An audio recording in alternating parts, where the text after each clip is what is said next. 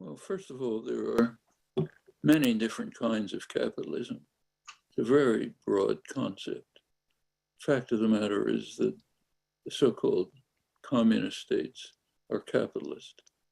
Soviet Russia, communist China, they're just different variants of state capitalism.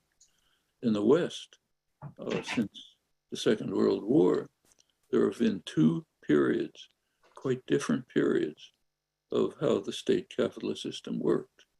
First was first couple of decades after the Second World War, what was sometimes called regimented capitalism, basically moderately social democratic. In the United States, it's called New Deal. You're not allowed to use the word social in the United States. That's illegal. So it's called New Deal, but it's basically what's called socialist in Europe and most of the rest of the world, banned in the US.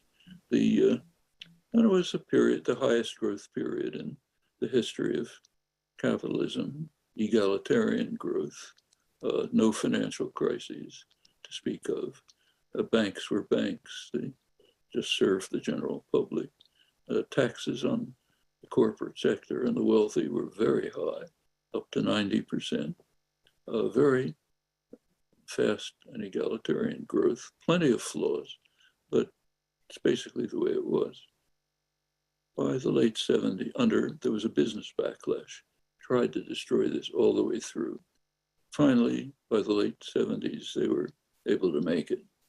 Then came along Reagan and Thatcher, and you get the whole radical, so-called libertarian, neoliberal assault. Well, those are two different kinds of capitalism. So, for example, during the first phase, the minimum wage tracked productivity. If it stopped in the late 70s, if it had continued, the minimum wage now would be about 3 times as high as it is. But it stopped.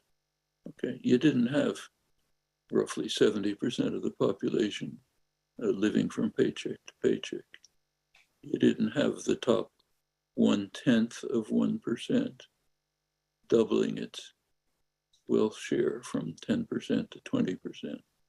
These are aspects of a different kind of capitalism. So at the very least, we could move towards a moderately beneficial form of capitalism, but it's still capitalism, still based on the principle that certain people are masters who give orders and others are servants or slaves who follow the orders. That's called having a job. Having a job means spending most of your waking hours in a condition of subordination to a master that Stalin never achieved. Stalin couldn't tell you at 3 o'clock you can go to the bathroom for 5 minutes, or here's the clothes you have to wear, or here's the path you have to take from this point in the warehouse to the other point. Now, Stalin couldn't do that, but that's the life for most people. That was bitterly opposed for millennia.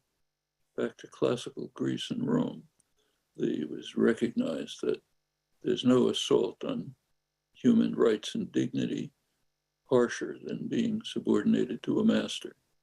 Of course, they excluded slaves, women, poor, and so on, but that was the principle. And that was the guiding principle for working people in the early Industrial Revolution, right through the 19th century. Well, finally sort of gotten beaten out of their heads. But that's something that's not far below the surface, should be revived. Why should you take orders from a master most of your waking life? There are other ways to organize. Production can be organized by the workers. You can have cooperatives, collectives of various kinds.